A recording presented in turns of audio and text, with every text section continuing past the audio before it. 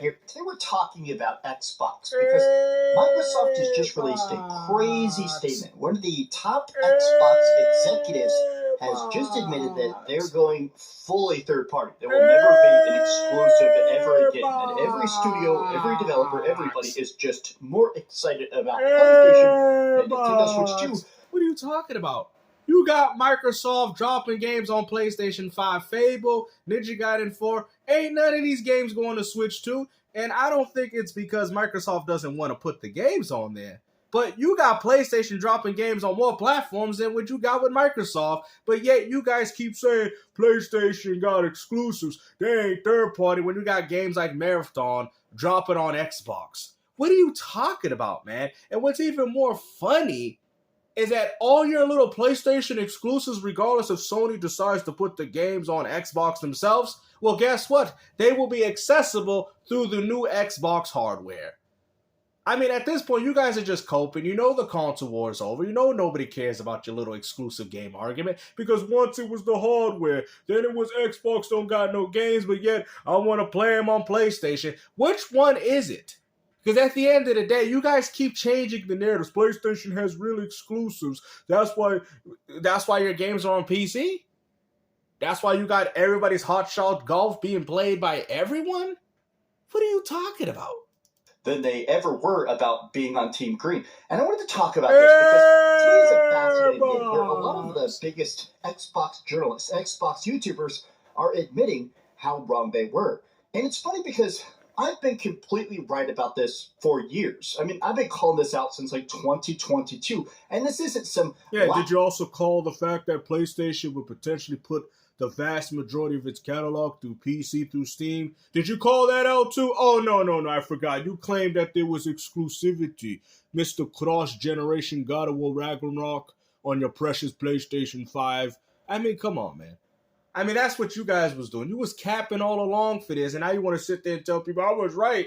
Bro, we all knew this. We knew from Sea of Thieves, we knew what all the games that came over. High Five Rush, you name it. This is not new news anymore. We all knew. So what are you talking about? How I'm so smart, it's that it's been blatantly obvious. Every time Microsoft claims Game Pass is super profitable. We don't need to sell games. We don't need people to sign up for our service. We don't need people to buy our hardware. The games are still profitable. This was obviously lies. I mean, it's been obviously... Doesn't Dreamcast guy know that just because you put your games on another platform, that doesn't mean that they weren't profitable on Xbox through the Game Pass Ultimate? What are you talking about? That's just Microsoft trying to get as much money as they can. Lies now for almost a half decade. So the fact that people... It's so much lies, that's why the 4 games that are coming on PlayStation also dropping on Game Pass. What are you talking about? You're acting as if these games ain't even on Game Pass Ultimate. Repeated those lies so much, it's just been interesting to watch. And so seeing... Yeah, just like the lies of you saying it's the death of Xbox, and yet we still talking about it. People today kind of wake up and say, yes, Microsoft has just been lying about the state of Xbox since pretty much the beginning of the Series X launch. I want to break this down because their newest statement, I think, kind of signals the fact that I really don't think they're doing next gen at all. I think at this point... So when the new Xbox hardware comes out, are you going to double back on your comment? Because I'm telling you, it's coming out. So I don't understand as to why it's been confirmed by Sarah Bond. It's even been confirmed at AMD. So you want to go as far to say that Microsoft and all these other companies are lying, but why are you also lying to yourself? Are you acting as if you didn't see the same video that we've all watched of the new hardware coming out from Sarah Bond? AMD coming out saying, yes, we love our partner, which is also Microsoft, and we're willing to work on their new platform. See, this is the problem. This is the problem. Is the fact that you guys like to lie and fabricate things to fit your agenda. And that's what that's what fanboys do in general, not just PlayStation. That's what they do. Because instead of them just sitting back and enjoying games like everybody else, they got to find things to take the fun out of it. Now I get it. Not everybody likes every game. But my point is this type of rhetoric is garbage. They really have two options, right? Create less games, sell some of their game studios, shut down some of their game studios, or at the very least, they got to just start basically saying, look, we can't even afford it in the budget to make an Xbox version of the game. We're just going to put it on Nintendo Switch, on PlayStation, and PC. Let's not forget that Final Fantasy 16 and 7 were also quote-unquote claimed exclusives from these fanboys, and look where those games end up popping up. They end up popping up on other platforms. Matter of fact, they even popped up on Xbox. Oh, but they don't own... Oh, now all of a sudden they don't own it. Now all of a sudden they don't own Baldur's Gate 3 and Black Myth Wukong, even though you guys claim these games as exclusivity. Now all of a sudden Sony had no involvement. They have no reason for MLB and even Helldivers. They even went as far to go Helldivers too. Sony had no involvement with that, So why did these games end up going elsewhere? They did the same thing with Patapon, Tumba, Everybody's Hot Shot Golf, Freedom Wars, which are also playable on another platform besides your very own, but yet they're not third party. Okay, you know what? Go ahead. And hope we break even. I do truly think this statement today to me almost kind of signifies the death of Game Pass. But so why are the games going to Game Pass? The 4 games announced for PlayStation that you guys are geared up all in arms for are the same games dropping on Game Pass day one. What are you talking about? The death of Game Pass? While the games are still dropping on Game Pass? Bruh. Let me explain. Hi. Yeah, please explain, because you're not making any sense right now. That is insane to me. So let's hope the power grid does not go down like it did the last couple ice storms. Now, the whole thing about this that I think's really got people talking a lot is that there was obviously that Xbox Developer Direct a couple days ago, and a lot of the internet really enjoyed it. I definitely enjoyed it less. I think that Fable looks fantastic. I'm not the biggest Forza fan, and I'll be honest, I thought these other 2 games looked like hot garbage. But what was crazy is that they straight up came out here, and in the trailers of the Xbox Developer Direct, PS5 logos all over the place. PS5 logos all over the place. And you just really don't see that. Look, it's just wild to see this. I was basically like, look, man, there's no way this is profitable if it's only on Xbox. If this thing's on Xbox, they might as well set that money. It's not that it's not profitable. Microsoft is a greedy company, and they want to continue to make as much money as possible. And this also fits their whole play anywhere strategy of what they're pushing. But also, I could say one thing, they're doing far better than what PlayStation's doing. PlayStation ain't pumping out anything. I mean, you guys got Code Violet. And the only reason why you got it as an exclusive, because you can't refund it, because the developers that made that game realized that if we put this game on Steam, people can refund our lousy game. While you PlayStation ponies touting it up as an exclusive. I mean, they would even go as far to damage control a bad game just because it's exclusive. Like, that's what I'm saying. You guys say exclusive games is the most utmost quality. So why is Code Violet looking that bad? Why is Code Violet that much of a bad game for y'all if exclusivity magically makes the game better? Because you know what? That doesn't define what a good game is, right? But we all know if this game had no PlayStation 5 release drop, you'd be out here hating it just like you did Avowed, Starfield. That's all it is. Now all of a sudden they're good games now. Now all of a sudden Xbox has games because they're on PlayStation. Oh, wow. Seems like you guys have been hating for the past 25 years of your existence of a PlayStation fanboy. On fire to keep themselves warm. This thing has to be a PlayStation and PC game. So obviously it's coming to PlayStation 5. And honestly, Steelers still kind of hating on it. I still think the gameplay looks really, really fun, right? Chicken chase it. Okay. Here's the statement today, though. They've been talking a lot about how they're trying to do that typical PR speak. We're going where the gamers are at. There's 80 million PS5s. Of course we're going to put all our games on PS5. There's like 20 million Xboxes. If there's 4 times more PlayStation players and PlayStation players actually buy games, have you ever... If you know what? I'm sick and tired of hearing this argument. If PlayStation bought games, then why did 400 GameStops close down miraculously?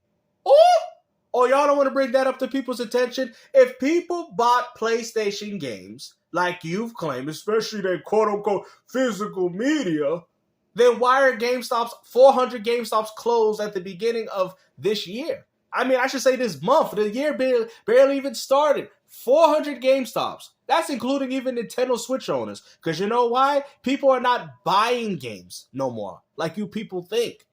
And that's factual. We've heard about this from the beginning with Walmart, Best Buy, making smaller sections. I've seen it at my own local Walmart. The sections are a lot smaller now. I've seen it for all PlayStation and Nintendo Switch. It's crazy. It is what it is. Physical media is dying. We're going through an online-only future. That's just what it is. You people can either choose to accept it or not. But I see the writing on the wall. And if you can't see it, well then, I don't know what to tell you people. The fun thing, and looked at like the physical sales numbers of Xbox games. They're like single digits sometimes. Like we're talking like every other territory stuff that'll sell like 100,000 or 200,000 copies. And on Xbox, it'll sell like 1,000 copies. 200,000 out of an 80 million install base, that's still bad, though.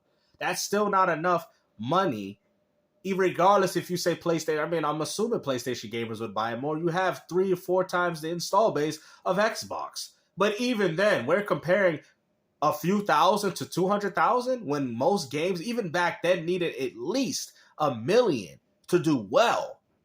Back then, during PlayStation 1, a greatest hit was considered 1 million sales. You guys claim that game, game is bigger than back in those days. Then why are games selling worse? We had Blockbuster. We actually had bro. You know what? I'm gonna hit the ballistics right now. We actually had. Make sure y'all share this video and like it to oblivion because I want everybody to see this. We had Blockbuster, all these rental stores, and games still sold more back then. Games still sold more. That makes no sense. Gaming as popular as you guys claim that gaming is, then why are nobody buying your games? Nobody cares about your titles. Mr. 10,000 to 200, that's still not enough. That's still worse than most of the games that I've known on PlayStation 1. This is crazy. Let's hear that again. Single digits sometimes. Okay. Like we're talking like every other territory stuff that'll sell like 100,000 or 200,000 copies. And on Xbox, it'll sell like 1,000 copies. That's still not a lot.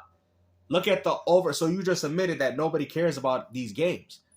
Like I said, they buy and pick up and play what they want. Free to plays. I'm on PlayStation right now, and the top games are free to plays. For crying out loud, this is what the market is. So when you guys get mad at me for telling you that I'm going retro, or you're just an old gamer, you don't have, you don't put all this emphasis on it. I don't need to, bro. I have freaking 30 years of gaming history in my home. You think I care? Gaming can literally die today, and I'll still continue to be happy. Okay? I'm not putting my raw passion in it because I know that the market doesn't care about me. I'm just keeping it 100. They don't care. They're trying to appeal to the casual gamer, the Fortnite, but that's who they're appealing to. They're not making these games for you.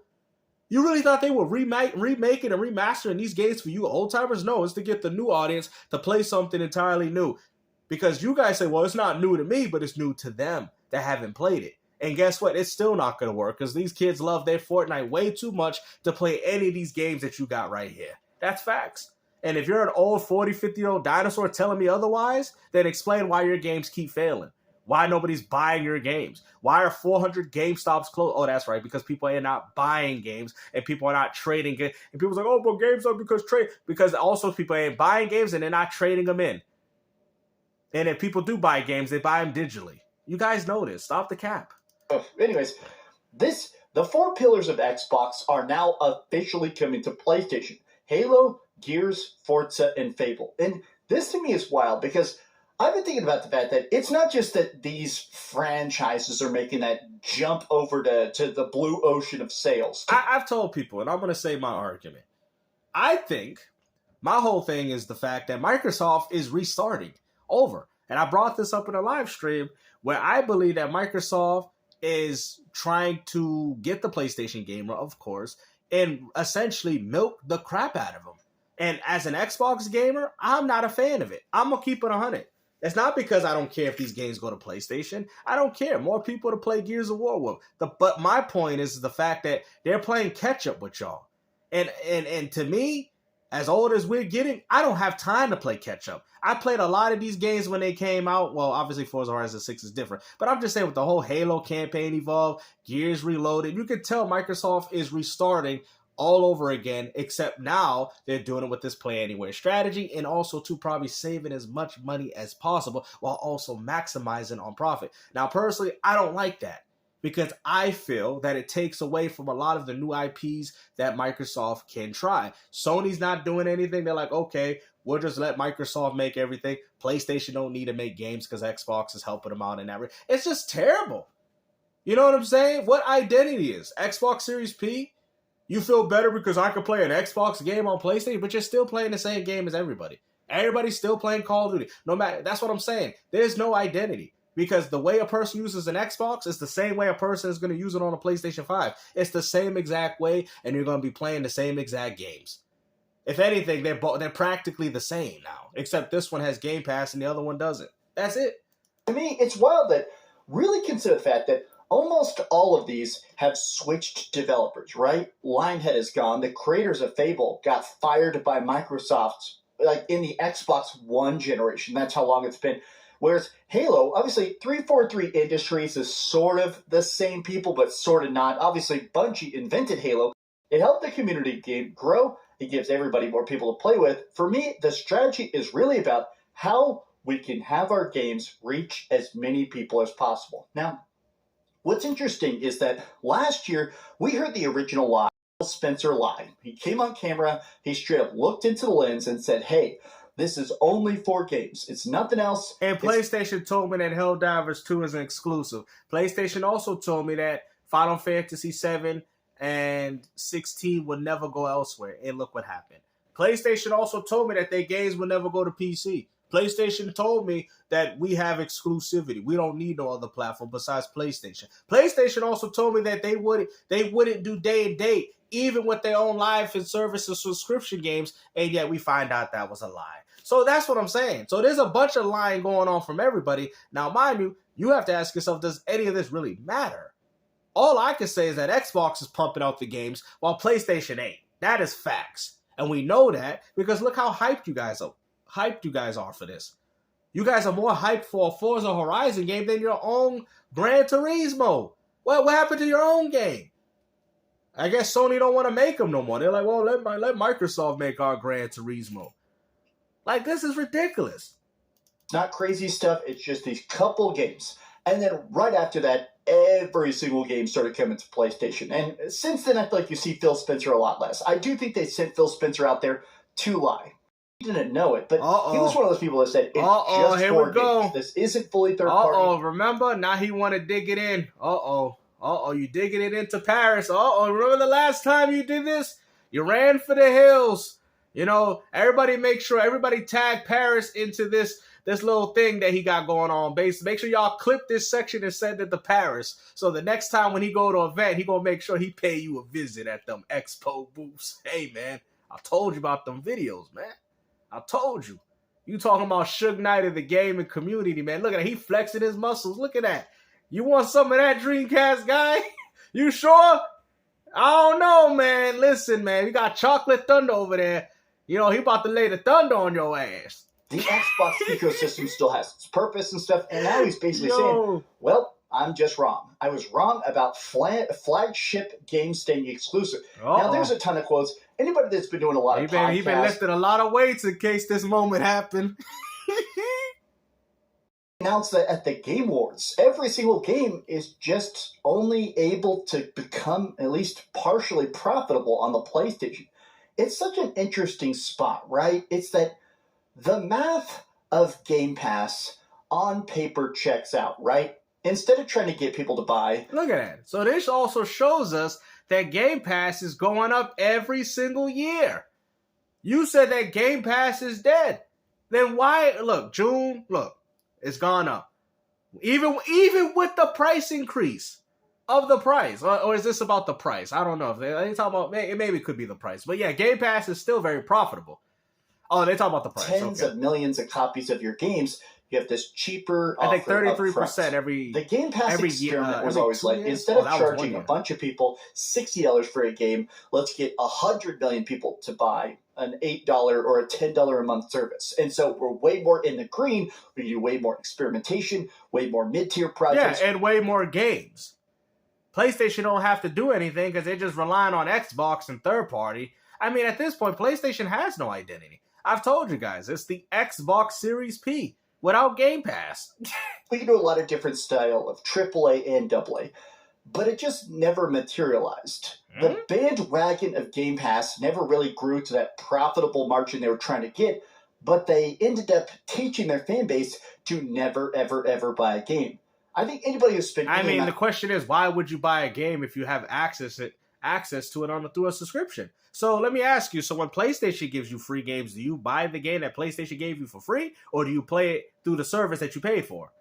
It's pretty common sense. Nobody's going to pay for a game if they have access for paying for a game, because you guys act like Game Pass is free for some reason. You still gotta pay it. Weren't y'all talking about Microsoft greedy with these $30 price? What do you think people are paying? You think that Microsoft is able to do all these deals because you people are paying practically nothing? You're paying for Game Pass. Of time on social media, watched any Xbox videos, watched anything Xbox, seen Xbox tweets, you always hear the same thing. I'm not going to buy it. I'll wait for it on Game Pass. And I feel like that taught a lot of developers don't even bother going to Xbox. Really? Don't bother. Matter of fact, that's why Beast of Reincarnations did. Hey, don't bother. Don't bother going to Game Pass. That's why your little PlayStation exclusive Death Stranding dropped on it. Oh, yeah, don't go to Game Pass. Don't go there. Because when you go to Game Pass, and that's why you got all these third-party developers with their hand out talking about, we Game Pass, click, Expedition, Game Pass. And they still sold it to you dummies. And walked out with an award where y'all didn't walk out with anything besides a damn TV show movie adaptation. You people don't know nothing. Be quiet. Talk about, that's why these companies, they don't want to go to Game. Sniper Elite Resistance went to Game Pass. Beast of Reincarnation, Game Freak's latest game, went to Game Pass. Power Word, which is one of the most popular games as of right now, went to Game Pass. What are you talking about? Oh, none of them are going to Game Pass. It's not profitable. That's why nobody buy a game. That's why no company cares. Then why are they single-handedly going to Game Pass? If it wasn't good, then why did Death Stranding pop up on Game Pass? Which was a PlayStation exclusive. Oh my goodness. Why was MLB on Game Pass? A game from Sony. Y'all were paying for it. Xbox had it through their... Bro, I'm tired of these narratives, bro. Yo, y'all gotta share this video around, man. Get this video likes. Y'all know this is a good one. This was a banger. Give it to them for free. How is it free? You got it, bro. Okay, you know what? Never, ever going to give you a cent. And man, did that end up going down like a wet fart in a tiny elevator. Like I said, man, you PlayStation fan, but at the end of the day, you guys are all playing the same games. Ain't nothing different about what you're doing on PlayStation than what you're doing with Xbox, except you get less benefits. That's all it is. But like I said, hopefully you guys enjoyed this video, man. Dreamcast guy, he couldn't help himself. He needed to come out and say it. While he going to be playing those Xbox games on his PlayStation, continuing to give Microsoft more money for their games than the ones that you're getting on PlayStation. Matter of fact, we're still waiting for that Code Violet review. And we still haven't got one. Take care. Peace out.